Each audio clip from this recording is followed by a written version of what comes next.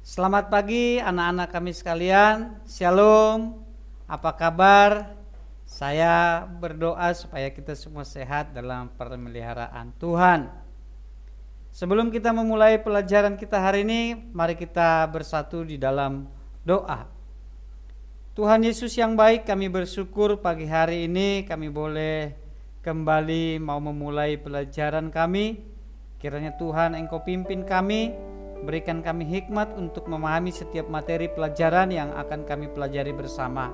Di dalam nama Tuhan Yesus Kristus kami berdoa dan mengucap syukur. Amin. Puji Tuhan. Ya, hari ini kita akan belajar dari bab 4 tentang pelanggaran terhadap demokrasi.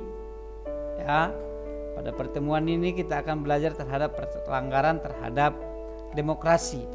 Nah, dalam bab 4 ini ada 3 poin penting yang mau kita pelajari. Yang pertama, harga sebuah demokrasi. Yang bagian B, ketika perbedaan memicu konflik. Bagian C, tidak menghargai pendapat. Nah, kita akan melihat satu persatu. Yang pertama yang mau kita bahas adalah harga sebuah demokrasi, ya.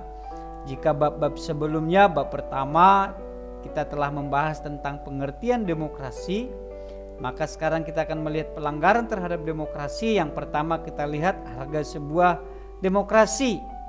Jika kita melihat sebuah demokrasi ini sebagai sesuatu yang sangat bernilai tinggi, maka kita akan menjaganya secara bersama-sama. Cita-cita membangun bangsa dan mensejahterakan rakyat telah terbeli oleh perilaku curang yang ada di tengah masyarakat kita. Bisa kita lihat dengan banyaknya perilaku ilegal seperti money politik ketika diperhadapkan dengan pemilihan kepala daerah maupun presiden. Ya, sering kita temui ada di dalam proses itu ada money politik atau black campaign, ya. Artinya ketika terjadi money politik, beberapa kelompok atau orang-orang yang ingin memenangkan dalam sebuah pemilu, ya, dia membeli suara dengan menggunakan uangnya.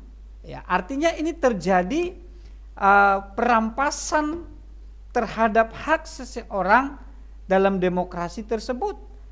Uang jadi memaksakan untuk menentukan pilihan, ya. Atau black campaign itu artinya bahwa seseorang menyampaikan berita hoax tentang calon yang lain, ya. Ini merupakan cara-cara yang ilegal untuk mencapai satu kekuasaan, yaitu menjatuhkan lawan politiknya, ya. Lalu harga sebuah demokrasi adalah apa? Pancasila, ya. Di dalam melaksanakan nilai-nilai Pancasila ini, kita harus punya tujuan yang sama, cita-cita yang sama, yaitu mensejahterakan rakyat Indonesia, ya. Bahkan di dalam berdemokrasi harus dilakukan dengan takut akan Tuhan, ya. Jadi di dalam berdemokrasi ini supaya tidak terjadi pelanggaran demokrasi itu sendiri, maka kita harus memiliki sikap hati yang takut akan Tuhan, sehingga kita bisa menjaga proses demokrasi ini berjalan dengan baik, ya, dengan benar, sehingga tidak ada yang dirugikan, tapi semua boleh berjalan sesuai dengan harapan masing-masing. Ini harga sebuah demokrasi. Lalu poin yang kedua adalah ketika perbedaan memicu konflik. Ya. Kita harus paham bahwa perbedaan itu merupakan anugerah Allah, ya, yang dijadikan menjadi kekayaan bangsa. Tapi seringkali perbedaan itu menjadi pemicu konflik di tengah masyarakat. Kenapa? Karena mereka menerima perbedaan itu dengan cara yang berbeda, ya. Oleh sebab itu, di dalam hidup berdemokrasi, kita harus memahami bahwa perbedaan itu sebagai pemberian daripada Tuhan. Ya, perbedaan harus dipandang sebagai kekayaan untuk mempersatu, ya, untuk persatuan yang kuat, ya, untuk saling merangkul satu dengan yang lain. Ini yang harus kita lakukan. Ini yang harus kita pahami secara bersama-sama. Ya. Seharusnya demokrasi itu adalah menyatukan seluruh rakyat. Ya. Dalam konteks ini adalah rakyat Indonesia. Ya. Demokrasi itu bertujuan untuk mewujudkan nilai-nilai Pancasila. Itulah sebabnya dalam berdemokrasi kita harus melakukannya dengan takut akan Allah, ya, memiliki sikap takut akan Tuhan, supaya kita bisa saling menghargai. Kenapa? Karena di negara kita ini berbeda-beda, pluralisme, ya, ada beberapa agama, ya, suku, bahasa. Nah, ini sebagai kekayaan bangsa yang harus dipertahankan, ya. Itulah sebabnya supaya tidak terjadi konflik, maka sekalipun kita berbeda kita tetap satu, ya, Bhinneka Tunggal Ika. Ya, kita harus tetap bersatu. Persatuan Indonesia itu merupakan sila Pancasila, ya. Jadi anak-anak kami sekalian, di dalam kehidupan sehari-hari, dalam kehidupan keluarga, memang tidak semua harus sama, tapi kita bisa saling menerima satu dengan yang lain.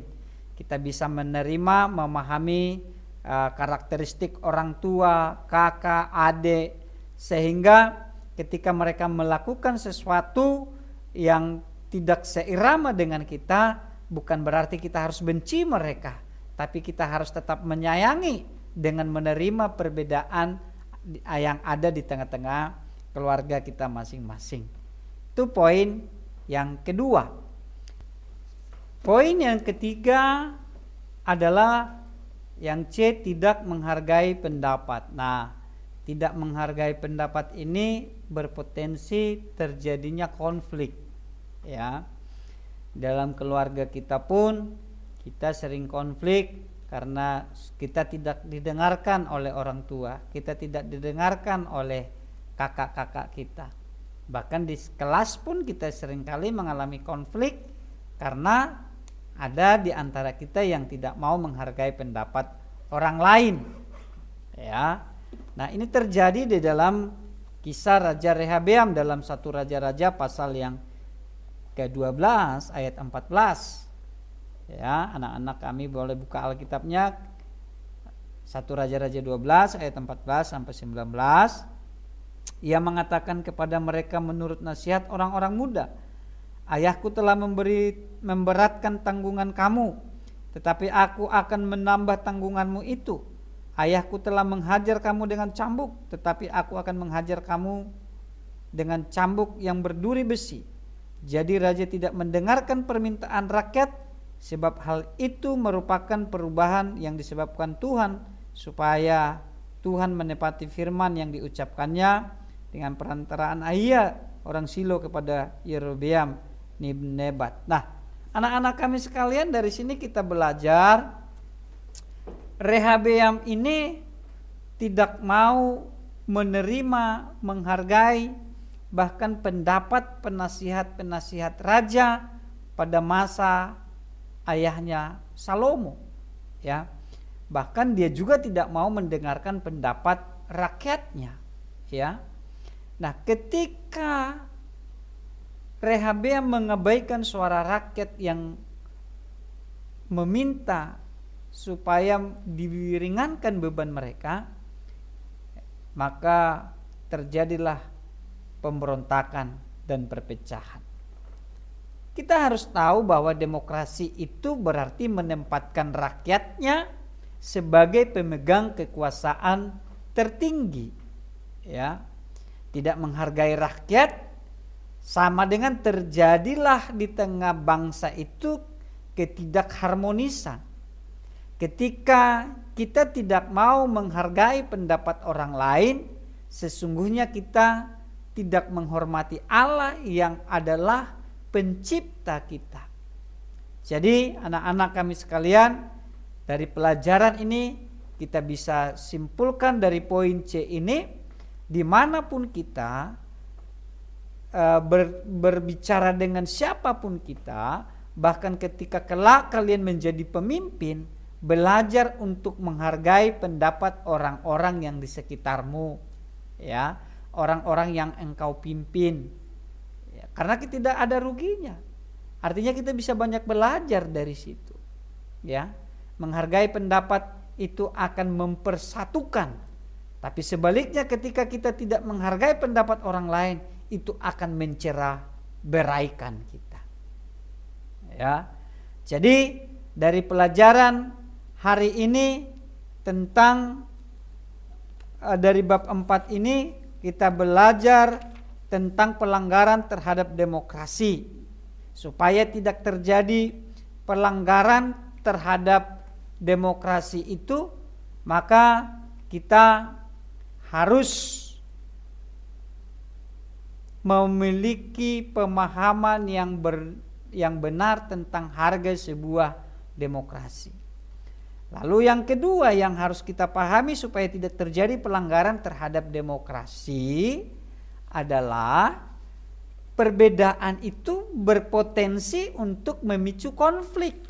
Dan kita harus paham bahwa di negara kita ini, di Indonesia ini, ada beraneka ragam suku dan bangsa, suku dan bahasa, ada berbagai agama. Kita tidak akan pernah satu, tapi kita harus paham dan menerima bahwa perbedaan itu adalah anugerah Tuhan, kekayaan bangsa. Maka kita akan tetap bisa berjalan bersamaan, berdampingan, hidup bersama. Karena kebersamaan itu adalah sesuatu yang indah.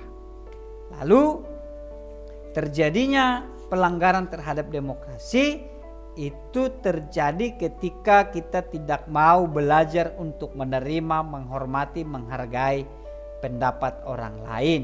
Tapi ketika kita mau belajar untuk menerima, menghargai setiap kritikan, masukan, bahkan pendapat orang lain, maka kita akan tetap bisa berjalan bersama-sama. Negara kita akan aman, negara kita akan damai, keluarga kita akan damai, hubungan persaudaraan akan berjalan dengan baik. Itu adalah sesuatu yang indah. Itulah nilai-nilai di dalam kekristenan. Ya, bisa saling menghargai, bisa saling menghormati satu dengan yang lain. Ya, saya berharap dari materi ini anak-anak bisa pelajari, pahami, ya, baca berulang-ulang, lihat, dengarkan kembali, baca lagi bukunya, hubungkan dengan yang ada di buku supaya kita lebih diperkaya lagi. Ya. Lalu untuk pertemuan ini ada tugas, ya, tuliskan esai sebanyak 1 halaman berisi pendapatmu tentang cara mengatasi isu SARA di Indonesia agar kesatuan dan persatuan bangsa tetap terjaga. Ya, nanti Anda bisa lihat-lihat, ya, baca-baca dalam buku maupun dalam Google, lalu tuliskan di dalam catatanmu. Ya, Demikian pertemuan kita untuk hari ini. Tuhan Yesus memberkati. Saya akan tutup dalam doa. Mari kita berdoa. Kami bersyukur kami boleh belajar. Itu semua karena anugerah Tuhan. Dan biarlah terus Tuhan, setiap anak-anak-Mu ini memiliki semangat untuk terus belajar, meningkatkan kualitas pengetahuan mereka ya Tuhan. Lebih daripada itu, mereka lebih rajin lagi membaca, merenungkan firman-Mu.